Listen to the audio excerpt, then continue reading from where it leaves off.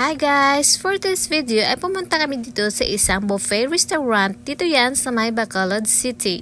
Nung isang araw kasi dumaan kami dito at napalingon kami dahil sa sobrang dami ng tao. Kaya syempre sinubukan din namin. At pagpasok mo pa lang dito ay kailangan mo nang magbayad muna. Bali ang bayad dito ay 150 each. Kaya dalawa kami, bali 300 yung aming nabayaran. At after mong magbayad ay pwede ka na magsimulang kumuha ng mga pagkain. Bali buffet ito kaya unlimited. So ayan, baka may magtanong na naman sa comment section kung unli ba. So ayan, kailangan mo lang kumuha ng mga pagkain na kailangan mo lang maubos. Kasi sayang naman kapag hindi naubos. Kapag kumakain talaga ako sa mga ganito, paunti-unti lang yung mga kinukuha ko. Tapos kung ano yung nagustuhan kong pagkain, yun ang babalikan ko. Pagdating namin, sobrang dami ng tao.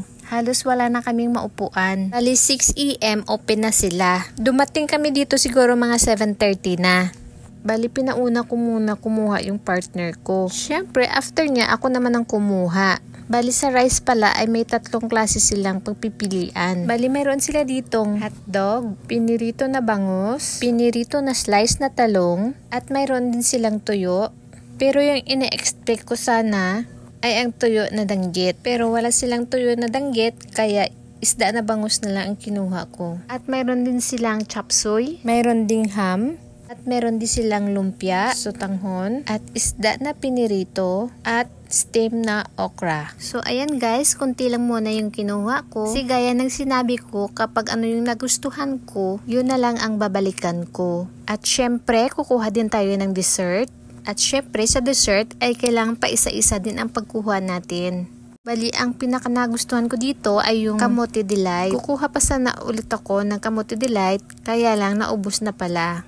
Pwede nyo din pala dito dalhin ang inyong mga kids kasi may nakikita din ako dito na may mga kasama silang mga kids. So let's go, try na natin kung masarap ang kanilang pagkain. Unang subo ko pa lang, napapaisip na talaga ako na no wonder ang daming tao. At meron din pala sila ditong may sabaw. Kagaya ng nilagang baboy, meron din silang tinula na isda. Napasarap talaga ang kain ko dahil sa mainit na sabaw. At kung gusto nyo palang pumunta dito, kailangan maaga pa kayo. Dahil kung hindi, tsak na sabaw na lang aabutan nyo. Char. So, itry naman natin guys yung dessert. At yung nauna ko palang tinikman ay yung Kamote Delight. Napakasarap siya, very soft. Gusto ko sana kumuha pa ulit, kaya lang wala na. At sunod naman ay yung sundol. At mayroon din sila ditong prutas, kagaya ng papaya at pinya. At nagustuhan ko naman sa prutas ay yung papaya, kasi matamis siya. Unlike sa pinya, medyo maasim. At kung gusto mo namang magkape, meron din silang native coffee. At mayroon din silang mga juices. So, ayan, trinay ko na rin yung mga dessert. Kaya lang, medyo full na ako. Kaya kung gusto nyong kumain dito guys, bali walking distance lang siya sa Lupit Church. At mayroon din sila ditong mga vacant seats kung gusto nyo rin sa labas kumain. Kaya hanggang dito na lang. See you in my next video. Thank you for watching.